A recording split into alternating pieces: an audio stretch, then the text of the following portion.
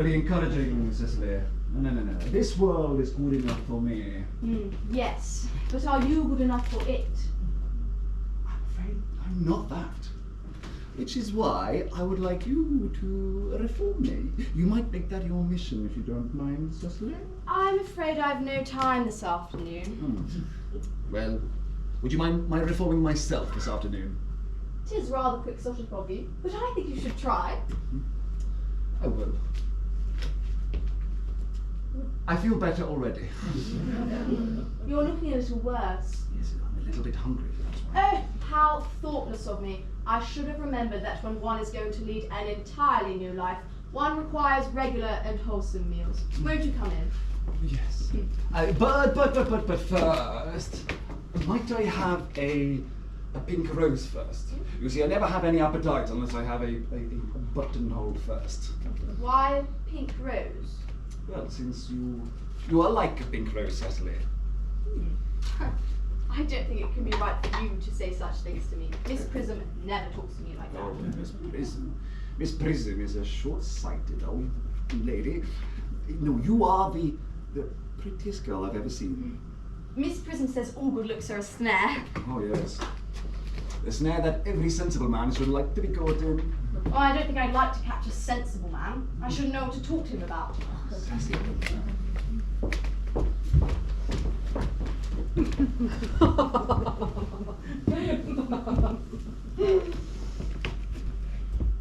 Dear Dr. Chastable, you should get married. And Miss Santhrop I can understand. A woman-throp, never. I do not deserve so neologistic a phrase. The practice, as well as the precept of the primitive church, was distinctly against matrimony. That is why the primitive church has not lasted up to the present day. And you do not seem to realize, dear doctor, that by persistently remaining single, a man converts himself into a permanent public temptation. Men should be more careful. This very celibacy leads weak vessels astray. But is not a man equally attractive when married? No married man is ever attractive, except to his wife. And often I've been told not even to her. That depends on the intellectual sympathies of the woman. Maturity can always be depended on. Ripeness can be trusted. Young women are green. I spoke horticulturally. My metaphor was drawn from fruits. But where is Cecily? Oh, perhaps she followed us to the schools.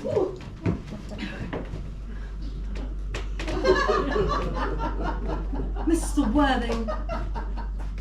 Mr. Worthing? This is indeed a surprise. We did not look for you till Monday afternoon. I returned sooner than I'd hoped. Dr. Chastable, I hope you're well. My dear Mr. Worthing, I trust this garb of woe does not betoken some terrible calamity. My brother. More shameful debts and extravagance. Still leading his life of pleasure. Dead. Your brother Ernest, dead? Quite dead. What a lesson for him. I trust he will profit by it.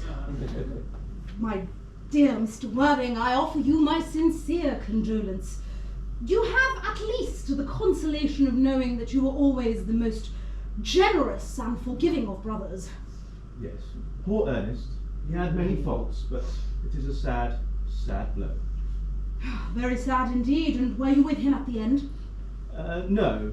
He died abroad, in Paris. I had a telegram last night from the manager of the Grand Hotel. And was the cause of death mentioned? A severe chill, it seems. As a man sows, so shall you reap. Charity, dear Miss Prism, charity. None of us are perfect. I myself am peculiarly susceptible to drafts. Will the internment take place here? No. He expressed a desire to be buried in Paris. Paris? Well, I fear that hardly points to any very serious state of mind at the last. You will, no doubt, wish me to make some slight allusion to this tragic domestic affliction next Sunday. My sermon on the meaning of the manna in the wilderness can be adapted to almost any occasion, joyful or, as in the present case, distressing. preached it at harvest celebrations, at confirmations, at christenings, at days of humiliation and festal days. The last time I preached it was in a cathedral. It was a windy day and my hair was quite erupted. That reminds me. You mentioned christenings, I think. I suppose you know how to christen and all that. I mean, you're obviously continuously christening, aren't you? It is a regret. As I say, that is one of the rector's most constant duties in this parish. I have often spoken to the poorer classes on this subject, but they don't seem to know what thrift is. Well, is there any particular infant in whom you are interested, Mr. Worthing? I believe your brother was unmarried, or was he not? Oh, yes. People who live entirely for pleasure usually are. But it is not for any child, Doctor. No, it is in fact I that wishes to be christened. This afternoon, if you've nothing better to do. But Mr. Worthing, surely you have been christened already. Well, I have no memory of that. Have you any grave doubt on the subject? I certainly intend to have. But I don't suppose that it may bother you at all, or that you think I may be too old now? Not at all. The sprinkling and indeed the immersion of adults is a perfectly canonical practice. Immersion? Oh, you need have no apprehensions. Sprinkling is all that is necessary and indeed, I think, advisable. Our weather is so changeable. At what hour would you like the ceremony performed? Oh, I thought I might trot round about 5, if that should suit you. Perfectly, perfectly. I have 2 similar ceremonies to perform at that time, a case of twins that occurred on your very own estate. One of the outlying cottages, in fact.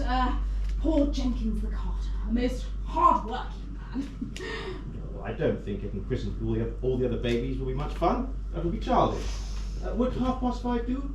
Admirably, admirably. And now, dear Mr. Worthing, I will intrude no longer into a house of sorrow. I merely beg that you are not too much bowed down by grief. What seem to us bitter trials are often blessings in disguise. This seems to me a blessing of the most obvious kind. Uncle Jack, oh, I am pleased to see you back. But what horrid clothes you've got on. Do you go and change them? Cecily! My child, my child. What is the matter, Uncle Jack? Do look happy. You look as if you had toothache. And I have got such a surprise for you. Who do you think is in the dining room? Your brother! Who? Your brother Ernest. He arrived about half an hour ago. What nonsense! I haven't got a brother. Don't say that, Uncle Jack. However badly he may have behaved to you in the past, he is still your brother. You couldn't be so heartless as to disown him. I'll tell him to come out. And you will shake hands with him, won't you, Uncle Jack? Well, these are joyful tidings indeed. After we had all been resigned to his loss, his sudden return seems to me peculiarly distressing. My brother's in the dining room? I can't make any sense of it. It's perfectly absurd. Good heavens! Oh, brother John. I have come down from town to tell you that I'm very sorry for the trouble I've caused you, and that I intend to lead a much better life in the future. Uncle Jack, you are not going to refuse your own brother's hand. Nothing will induce me to take his hand. I think him coming down here disgraceful. He knows perfectly well why. Uncle Jack, do be nice. There is some good in everyone. Ernest has just been telling me about his poor invalid friend, Mr. Bunbury, whom he goes to visit so often. And surely there must be much good in one who is kind to an invalid and leaves the pleasures of London to sit by a bed of pain. Oh, he's been talking to you about Bunbury, has he? Yes, he's told me all about poor Mr. Bunbury in his terrible state of health. Bunbury. Well, I'll not have him talk to you about Bunbury or anything else. It's enough to one drive on perfectly frantic. Oh, of course, I admit the faults are all on my side. But I must say, I think Brother John's coldness to me is particularly painful. Especially since it's the first time I've been here. Uncle Jack, if you do not shake hands with Ernest, I shall never forgive you. Never forgive me? Never, never, never. Well, this is the last time I shall ever do it. It is wonderful, is it not, to see so complete a reconciliation? I think we might leave the two brothers together. Cecily, you will come with us. Certainly, Miss Prism. My little task of reconciliation is over. Oh, you have done a beautiful action today, dear child. We must not be premature in our judgments. I feel very happy.